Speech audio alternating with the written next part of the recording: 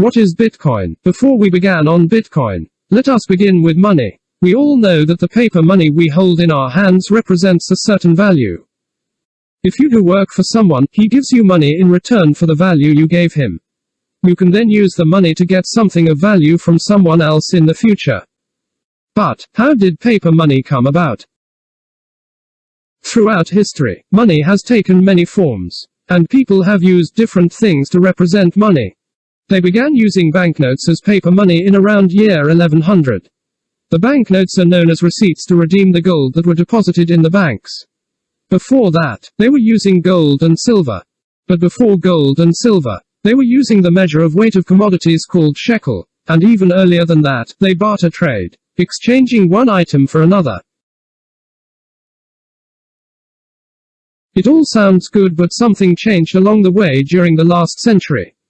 The trust model changed. People trusted the gold they were holding because it has value.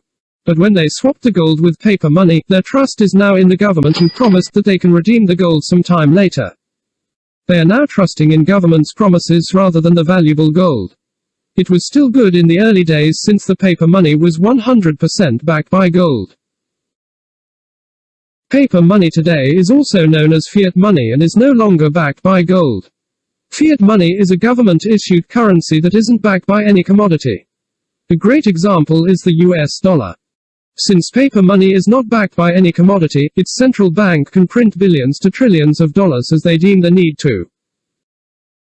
Technology has allowed people to handle money in quicker and more hassle-free ways. The horse carts were replaced by briefcases. And then, the briefcases in turn were replaced by bank cards. Credit card payments have been possible since the 50s. Then, a British inventor invented the ATM, and the first ATM was set up in June 1967 in London. Payment terminals emerged in the 80s. Then, internet online banking came in the 90s. Today, we are using our phone to pay for things. You may have heard about digital currency, or even central bank digital currency. It uses a blockchain-based token to represent the digital form of a fiat currency of a country. And this CBDC all began with the existence of Bitcoin. What is Bitcoin?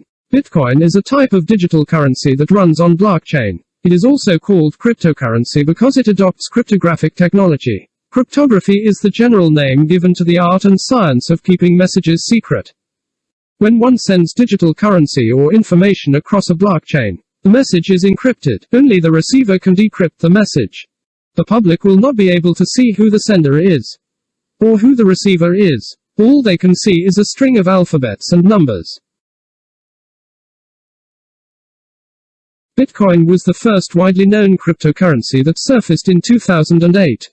Today, there is a large community of people that uses Bitcoin as a medium of transaction. It is basically digital money. And it is traded on cryptocurrency exchanges, much like how people trade fiat in Forex.